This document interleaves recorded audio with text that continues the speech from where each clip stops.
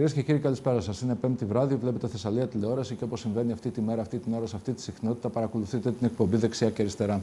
Σήμερα θα ασχοληθούμε με δύο κομβικά ζητήματα, με το ζήτημα της τρομοκρατίας αλλά και με το ζήτημα της οικονομίας και με ένα επίσης υποζήτημα, το πώς αυτά τα δύο μπορεί να συνδέονται, με έναν άνθρωπο που είναι εξαιρετικά έμπειρος και στα δύο. Και είναι καθηγητής οικονομικών στο Πανεπιστήμιο του Τέξας, στο Ντάλλας, και επίσης είναι ένας ειδικός για τα ζητήματα της τρομοκρατίας, είναι ο κύριος Todd Saedler, τον οποίο φιλοξενούμε σήμερα. Mr. Saedler, good evening. Thank you very much for being here. It's a great honor for us hosting you to our show in Thessalia TV.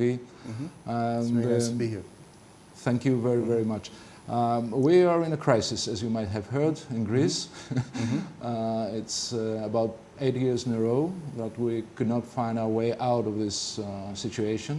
And I guess that Greece is one of the most popular things for the media in the United States also. Is that so? No, you don't hear too much about Greece in the United States. Really? Yeah. You hear about the Euro crisis, Yes. and to some extent the Greece aspects, but not as much as when you're over in Europe. You hear much more. Much more than... Yeah, or if you read The Economist, you read a lot about the Greek crisis.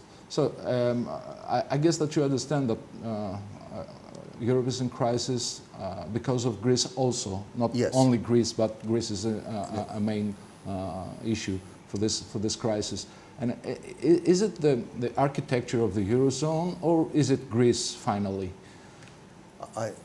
It's probably the Eurozone and certain decisions that were made by individual countries, and but it's also the Brexit issue. I think that's what we hear about in America more than anywhere, since the UK is a very important player. Greece is, of course, an important player, but probably the UK is a bigger economy and more important player, and so the United States hears much more about the Brexit. UK. Yeah. Yes, but you know, there is a difference. I mean, that the UK was not in the Eurozone, so departure of UK is not so. The impact is not so big, I guess, for the European economy. But Greece is not the same. I mean, Greece is in the Eurozone, and a Brexit probably would cause bigger problems to the European economy. Yeah, but if you look at it in terms of the currencies, the British pound has fallen greatly against the US dollar. And that makes a big difference. It makes a difference in our export-import balances. It makes a difference in how England and other countries in Europe relates in terms of the currencies to America. So, you know, it's even though England wasn't part of the Euro, it has an impact in terms of its exit from the EU. Well, what the Americans think, what they believe. I mean, the procedure of the European Union was a bad thing to do. I mean, there are some politicians in European Union that insist that we have to separate nations, destroy the European Union. So this is a better way. What is your opinion? Well, my opinion is that when the Eurozone got together, it was actually a good idea, because this way you had a group of countries that collectively and economically was more on par with the United States, which gave the EU more bargaining power with the United States. And so in that sense, I think it was a good thing, rather than have the United States deal with each European country separately. But now, what is the problem? What do you think that the problem is? I mean, things are not going so well anymore. Well, it's not going so well because certain countries have overextended itself in terms of debt, and since all the countries are in it together, one weaker country brings down all of the countries. You're all tied to some extent. And it's like a weakest link kind of way of thinking. Yeah. Whichever one is the weak, and I'm not saying Greece is the weakest, Well, but whichever ones have the most actually problems, it is, anyway. that's going to bring down the other countries. So can you describe tomorrow for the European Union, even for the Eurozone? Is there any tomorrow, is there any perspective? Well, I think Talking about the economy mostly. Well, I think the main perspective is that countries have to realize that they give up a certain amount of autonomy when they decide to be a group and to operate as a group. And then each of the individuals within that group is subject to any problems that anyone in the group might have. Yeah. And that's a concern. Solidarity? Yeah. Well, it's like one country's problem becomes everybody's problems. Yes, and everybody has got to make an effort to solve those problems, I guess. Yeah.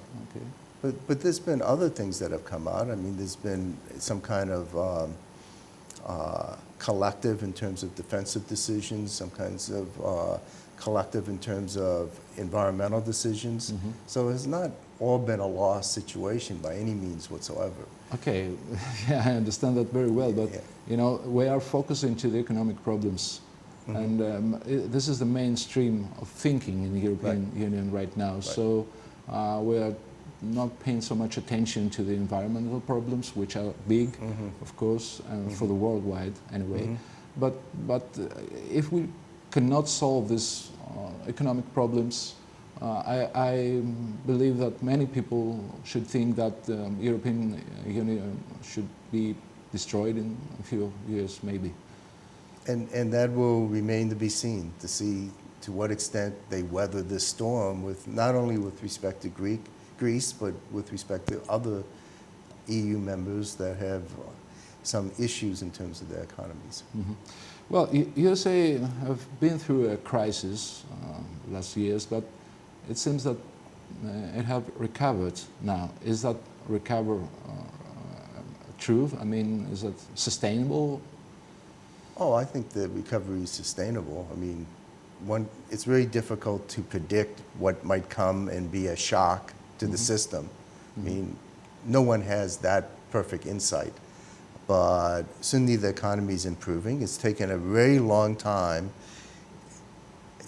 based on past recoveries, to recover from 2008. Yeah, but you did it. I mean, things it's being done. It's being done. Yeah. I mean, if you were to say we really did it, then you wouldn't see the interest rates as low as they still are being kept by the Fed. The Fed in America still has concerns that the recovery could collapse. Yeah. And so they're It's being fragile. being extra cautious and conservative Yeah. in terms of their monetary policy at this point. Well, what is the secret weapon for that recovery? I mean, can you share it with us in the European zone? Because we need a weapon for that recovery, and Central European Bank maybe do some things after the Fed, but it didn't work out anyway. Well, the notion of recovery is more than just policy. It's also a feeling among individuals that this is a good time to invest, and that the economy is moving in the right way, and that they have confidence in the leaders that they elect, and things like that. It's a very complicated situation. It's not only in economic terms. Yeah, exactly. And in America, right now, some of the recent recovery is the belief that Trump will be able to decrease taxes and spend lots more money in infrastructure, and whether that's possible to do without accumulating a huge deficit remains to be seen at this point. And whether the Congress will even approve anything like the budget that he's put forward remains to be seen. It seems that you have a problem with the Trump administration. I mean, a lot of Americans are very suspicious about his intents and about his capacity to do things. Is that right? Yes, I think that that's definitely right. And he still has only the support of somewhere like 35% of the electorate. Yeah. And that's a very fragile position to be in. And within his own party, I mean, they control the presidency, they control the House, they control the Senate, yet they are still not able to get his signature legislation through. Yeah. So that means even his own party has doubts about him. And he don't seem to have a problem, for the moment anyway. Well, that remains to be he seen. looks strong. No, I don't know. I would disagree. I would disagree. He looks strong. I don't know if he really is anyway. I would disagree. You know, there's all of these questions about the election and the ties to the Russians, and a number of people in the White House are under scrutiny. There's the FBI investigation. There's the special prosecutor. This is not a good way to start a presidency. Do you think that there is a possibility for Trump to step down the presidency? I think there is a possibility of impeachment. Oh, really? Mm-hmm. That's when people step down. What's next? If that happens? Well, the system would have Pence move in, and then Pence would have to choose a vice president. It's not elected in that situation. It'd be just like what happened with Nixon. When Nixon resigned. I remember. But you know, sometimes in Greece, many times in Greece, we're talking in Europe also. We're talking about those checks and balances of the American system that controls the presidency and the administration. Well, do you think that there is a possibility those checks and balances to transform Trump to a regular president in the future? They will try. Whether they succeed, at this point, every time the justice system, the judges go against him, he basically belittles them. I've never heard a president do that before. But nevertheless, those decisions handed down by the judges will remain unless overturned within the system. So he's not been as successful. I mean, we do not have a travel ban as much as he's tried. And there was just a new decision by the appeal court that's just upheld the decision of the lower court. Yeah. Well, what about the relations of the United States and the European Union? I mean, recently at the NATO meeting, some said that President Trump said some words about Germany, that Germany is bad, is really bad, and all this stuff. There is a conflict with NATO foundation, founding, and some in Europe guess that it's the worst point of that relationship between the United States and the European Union. Is that fact? It could very well be a low point at this point. I'm also an expert on NATO. I've written about NATO for 35 years. I don't see NATO going away, and the notion of not paying your 2%, that has been talked about for the last 25 years at least, and Germany, which is perhaps the richest country in NATO other than the United States, is paying about 1.1% of GDP, and that's rather low. And the perspective is negative. I mean, it will turn down. Well, I think the Germans have said that they will increase their expenditure now. Yes, but in NATO. I don't think that they really intend to reach it to. I don't know that. You know, I don't know that. No, I don't know that either. But I think it's a matter of negotiations. But and I think if they don't, I don't think that Trump is going to say we're going to pull the United States out of NATO. I don't think that's the case. I mean, there were some things he didn't say which people wanted him to say. They certainly wanted him to reaffirm Article 5 of the NATO treaty. And he didn't say anything about Article 5. Article 5 is the article that says that if any NATO country is attacked, then the other nations consider that an attack upon the NATO alliance, and that they will meet to take appropriate action. The article doesn't say what that appropriate action will be. but that's what the pledge to do, is to meet and decide. Well, you know, you're now in a country that many times expressed its bad feelings about NATO. Absolutely. Yes, but Absolutely. I don't think that anyone in Greece could even imagine the world right now without NATO activity and NATO security. I mean, there are many countries around the world that maybe are waiting for the opportunity to act without the threat of the NATO reaction. Mm-hmm. Yes, I mean, I agree with that, and I think that Western Europe and even Eastern Europe wouldn't be what they are today if not for NATO. Yeah, yeah. Okay, I understand that, but Yeah. I'm asking you that. Yeah. Could you even imagine the world without the NATO alliance? It will be. I don't know. I'm an academic. I can imagine a world without NATO. I can imagine a world without the EU. Do I think that either of those decisions would be good? No, I do not think that they would be good. But I can Possible? certainly, yes, I can imagine that those things would be possible. As an American, I look at what has happened.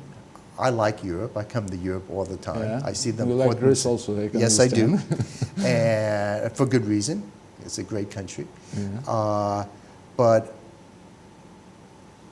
Trump is going to be president for a limited amount of time. Yeah. I don't see there being much of a Trump legacy, and I think Congress will also have something to say about our treaties. Yeah, I understand. But you have a presidency of Barack Obama, which was, I guess, one of the good presidencies, one of the good administrations that you experienced in the United States.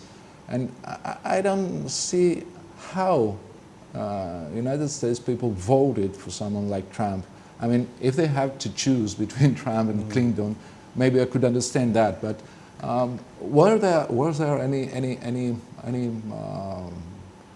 anyone else that could be candidate for the Democrats, or someone else that could expand this? Well, at this point, that's a really good question, because Warner's been mentioned, but then she's really different, and she may not be the kind of person that could take the country in the right direction. I think when you have these candidates that are too one way or another, that's not good for the country. Yeah. Right at this moment, Yates, who was the Attorney General that got fired recently, or the acting Attorney General, people have mentioned that she's looked very good because she stood up to the authority and took very moral views and didn't get flustered. But at this point, it's just open. Yeah. Who's going to rise to the top in terms of the Democratic Party? If he continues the way he goes, someone will rise to the top. And when a presidency, if he were to make decisions that were very unpopular, change will happen. And the first time you'll see the change is at the mid-elections. What about the case of Bernie Sanders? I mean, he was, well... He was very popular in the Democratic Party, especially among the young people. He was very, very popular. He was still a socialist, and his views were fairly left, especially in terms of income distribution, in terms of free university education for everybody. You know, how the country could even afford that, or whether that's a wise decision. I've taught now for 47 years. I've seen the percentage of Americans getting higher education increase over the years, and I've seen the average student decrease in terms of their abilities. Yeah. I mean, I think there's a limit. I think there's a limit to how much universal education one has to have at the top level. And there's plenty of really good jobs as trade people, et cetera, that pay as well as you can get with a good college education. And I think the country needs to think about these things. Well, let's talk about future. I mean, there are some people thinking that the future belongs to China. because of their economic power, because of the productive power, because of the expansion of the population, and the expansion of the what they do all over the world. And also there's a great debt of United States to China that makes some people think that one day will come that China is going to buy United States, I mean, because of the debt. What is your opinion about this situation? Well, I think China will be the second greatest nation up through the end of my lifetime, and will continue along that. You know, whether they will eventually become more important or more dominant than the United States, that's hard to see. China has a lot of problems. They have a lot of pollution problems. They do. They have a lot of problems in terms of what we would call public finance, the ability to finance social programs and to help one's own people. And they've tried to do that in the past through state-owned enterprises, which has been somewhat successful and somewhat a great failure, because it's kept businesses in that make losses from year to year to year. So they have to eventually come up with a really good public finance system, and that's going to be costly. Yeah, I understand that. And for a long time, they just ignored defense. Now they're putting more and more money into defense, and defense is a real opportunity cost. It takes money away from lots of other things that one can do. Yeah, we know it in Greece very well. We've learned it. Yeah. So it's, you know, will China eventually push America out of the side, to the side? I don't know. I think that's a long ways off. Is there any danger to collapse for the China economy? I mean, because of those problems that you already described.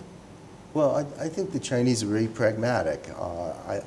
It's not going to be a collapse. It's just going to be a situation where we know from economic history, you cannot grow at those rates.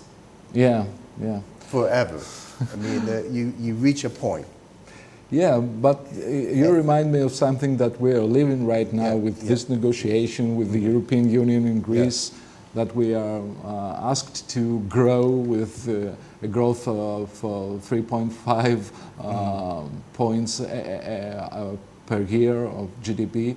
So I think it's... I mean, and that's fairly hypocritical, because the United States can't manage 2 at this point. And you ask a country like Greece. No country of the world, I guess. Yeah. Not even China anymore. No, China still grows at a fairly reasonable rate, but it's about half of what they were doing before. So you reach this, we call it convergence. The richer you get, the harder it is to grow at those types of rates. And that all countries' growth rates kind of converge to the same level in the long run. I think that the model was constructed in this architecture. I mean, this global financial system was made to expand, to grow year by year. So this is not natural, I suppose. Well, it's natural when people have the right confidence and things are going fine and there's no shocks to the system. There's no major corporations, you know. So you know, when you look at any kind of economic growth over time, it may be upwards at maybe a trend of 1.5–2%, but there's peaks and troughs. Yeah, of it course. It goes up and goes down, and that's natural. This is natural, of course. Yeah, it's natural in almost everything in science as well. Nothing just goes up without bound. Forever? Yeah. Okay. I would like to allow me to have a little break, a commercial break, and when we'll come back, I would like to talk with you about this terrorism issues, because we have an incident in Greece a few days ago, but there are many terrorism acts all around Europe and maybe United States. So this is a modern problem to deal with, and I would really appreciate to share your opinion about this, these things. Μικρό διαφημιστικό διάλειμμα. Επιστρέφουμε σε λίγο στη συζήτησή μας με τον Todd Saedler. Επιστρέφουμε, κυρίες και κύριοι, στην εκπομπή Δεξιά και Αριστερά και στη συζήτησή μας με τον καθηγητή οικονομικών του Πανεπιστημίου του Dallas, Texas, τον κύριο Todd Saedler, με τον οποίο στο πρώτο μέρος της συζήτησης αναλύσαμε διάφορα οικονομικά ζητήματα, αλλά και ζητήματα προοπτικής των οικονομιών και της ίδιας της ύπαρξης της Ευρωπαϊκής Ένωσης, αλλά και των Ηνωμένων Πολιτειών. Συζητήσαμε για την Κίνα και αφήνοντας το πρώτο μέρος, υποσχεθήκαμε να μιλήσουμε για την τρομοκρατία, αφού ο κ. Saedler είναι επίσης ειδικός σε ζητήματα τρομοκρατίας. Όπως ακούσατε και στο πρώτο μέρος, έχει συνεργαστεί για περισσότερα από 25 χρόνια με το NATO. Oh, Mr. Professor, we are living in a new world, in a different world. This world is ugly. I mean, there are many incidents till last year's terrorism acts. This level of civilization that we achieved in Eastern world is now compromised. I mean, we have to deal with another situation. What is this all about? I mean, is that a class of civilization? Is that a religion war worldwide? What would you say? Well, the research that tries to tie terrorism today with a clash of civilization, even when the terrorism is perhaps dominated by certain religious fundamentalists, doesn't bear that out. So what is the explanation? I mean, the explanation is we have some terrorist groups that have been very active since about 1990, with new ones coming on board, and that they, unlike the leftists, which terrorized Europe in the 70s and 80s into the very early 90s, and then they haven't been such a dominant influence. The leftists didn't want to kill a lot of people.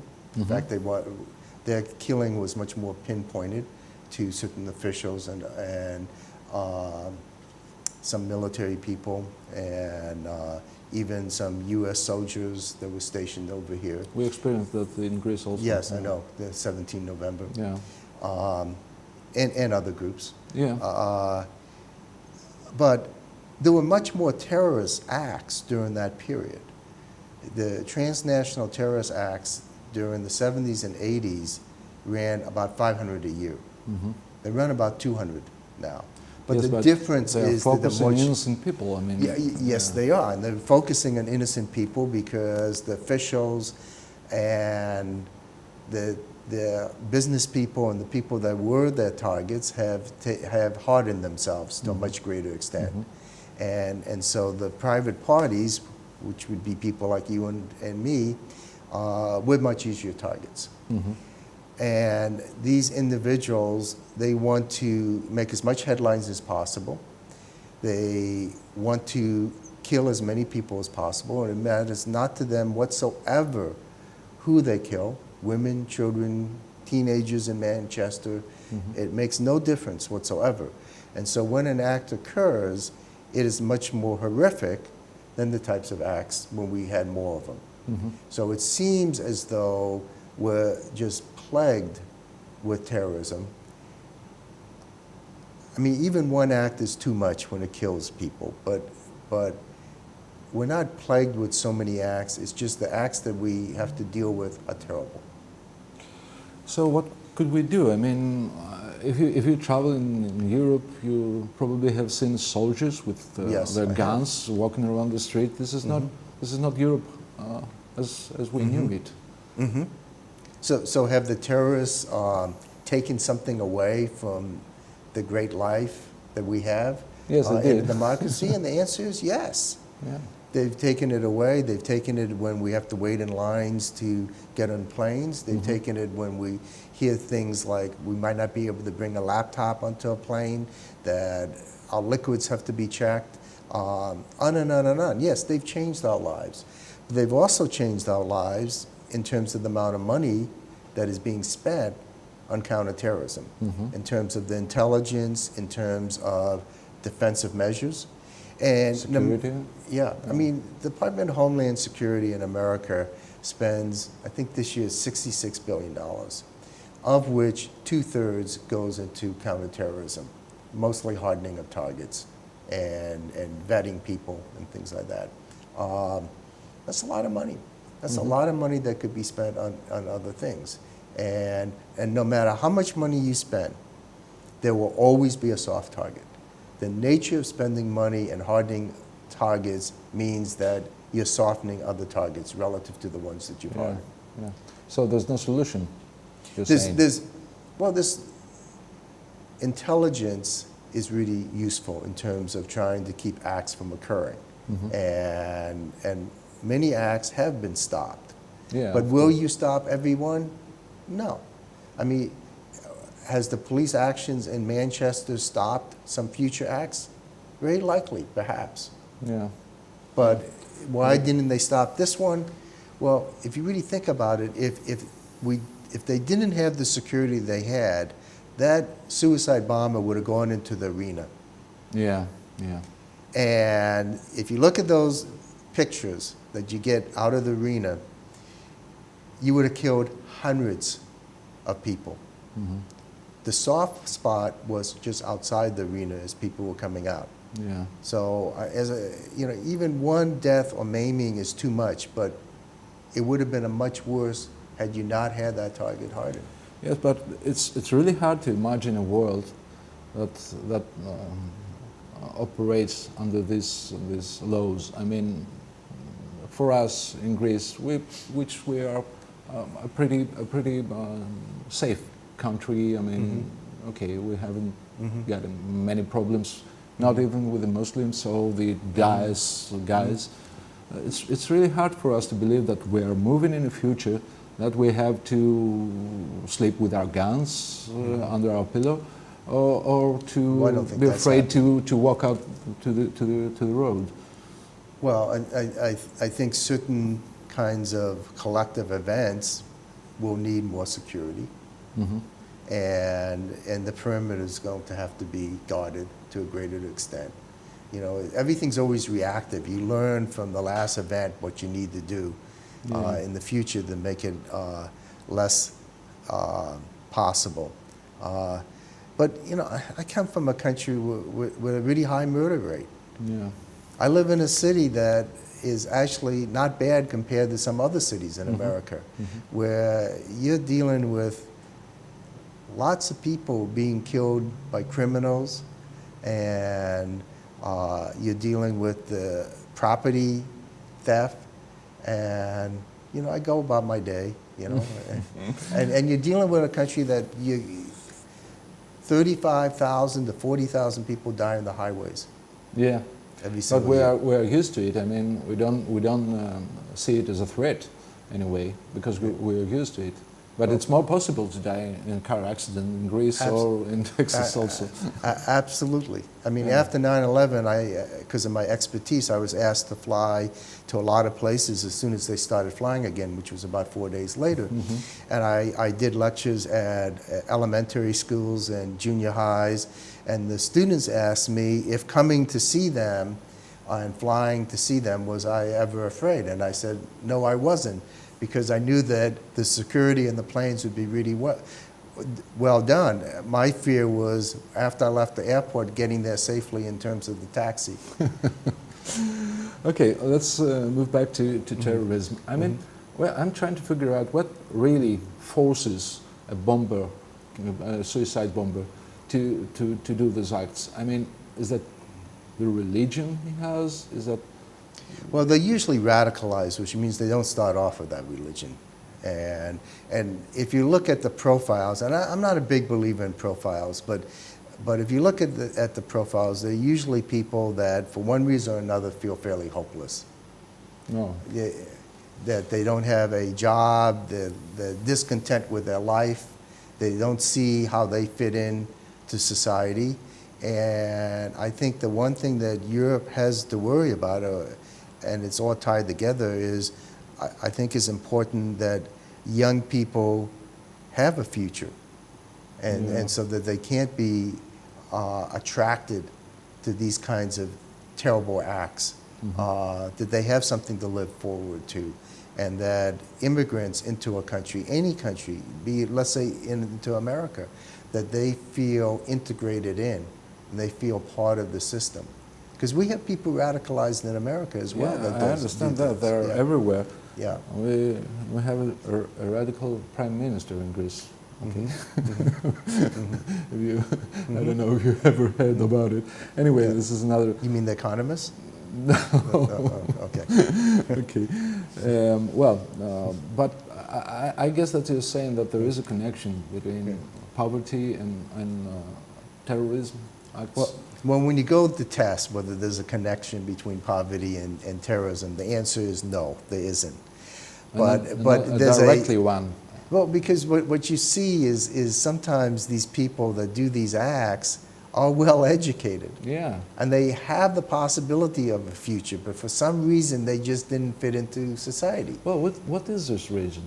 Well, it may be job opportunities. Now, if you look at Atta, the guy who crashed the first plane at 9/11, he was trained as an engineer, but he never got a job in Egypt where he wanted to get a job. And he became bitter. And then he met people who played in that bitterness and radicalized them, because he wasn't particularly very religious before he went down that route. And then he was willing to give the ultimate sacrifice and didn't care how many people he took with him. Yeah. So sometimes religions, you're saying, is like a shelter for those people? You know, sometimes it's not so much religion as just the camaraderie of having people care for them and tell them they're important. Yeah. And then, but they're not doing it because they're friends. Yeah. They're doing it because they have want to use them. yeah, absolutely, and use them in the very worst way. Well, To do things they themselves wouldn't do. in this economic status that we are using for the Eastern world, we have to compromise with the idea that terrorism acts will be a part of our lives. Yes, it has been part of our lives. It's been part of my life since I got out of college, and it'll soon be part of my life for as many more years as I have. But there are things that the society can do to, first of all, try to get the right intelligence to keep these acts from occurring, at least the really horrible ones. And if it's a matter of unemployment or people not having a place in society, for governments to think that through and to do the best that they can. And it's hard because public monies can go only so far. So, you know, it's a balancing act. Well, I think you said the right word. When you're living in a society with no balance, no equality, no opportunities, you should expect to see those acts in the future? Yes, we will see those acts. I'm hoping that the intensity of these acts will be less in terms of the carnage by good policing and good intelligence, but they will never go away, and always there'll be an act that one will not foresee that will get through, that will have the consequences that the Manchester bombing had. Yeah, maybe it's ideal, but could we transform the society to operate in a more balanced way to avoid all those complicated things with terrorism? And I don't think so. You couldn't. No, I don't think so. I mean, I think there's always going to be people that feel, for one reason or another, that they didn't get a fair share. And in the past, those people have either fallen out of society or gone away somewhere and dealt with it that way. But you can do a lot to decrease the number of people that feel that way, but there's always going to be people that feel that way. Okay, there always was. Yeah. In the past also. Yeah. Our last question. Could you imagine how the world will be after 10 or 20 years? Because if anyone can really imagine and find out what the future world will be like is the one that produces politics today. So, do you have any idea how the world is going to be after, 10 or 20 years? Well, it's hard to say. I mean, there's certain challenges the world has to face. One challenge is the automation challenge and the robotic challenge. Yeah. Because that's going to displace a lot of workers, at least initially. But you're still going to need people in a world with robots. Yeah. And the question is, what types of new jobs will there be? And so society is going to be transforming itself. I mean, if you had asked me that question when in let's say 1970, I never would have seen the types of computer revolutions that we have now. The phone in my pocket was so much more powerful than the room full of computers that I had to use to do my dissertation. Yeah. It's so hard to see that. Well, talking about robots in the future, I've read somewhere that they're going to cut out about 1.6 billion jobs at the next 20 years. Though, if it's really true, I mean, we're going to reconsider about the economy, the production, our relationship, nation relationship. It's. I mean, there's going to be other kinds of jobs that will come out of that, and there'll be less routine. Like what? Washing out the robots? No. I mean, there's design jobs, the designs in terms of robots. There's certainly social infrastructure aspects and things that robots cannot do at this point. I mean, I still think that at least in the foreseeable future, there'll still be professors writing papers and doing research, and there'll be professors teaching classes and not some metal thing that comes in and teaches the class. Well, I don't know. I'm not really sure. I'm sure that the newscaster will be replaced by computers. I'm sure about that. It's easier, cheaper.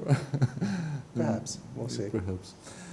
Mr. Saedler, thank you very much for being here. Yeah, thank you. It's very nice to be here. It was really interesting, this discussing with you, this, sharing your opinions, your perspectives, the way of you that you see the things around. And it was a great honor for us to having you here. Thank you very much. You're welcome. Κυρίες και κύριοι, σας ευχαριστούμε και εσάς που μας παρακολουθήσατε. Καλό βράδυ σε όλους.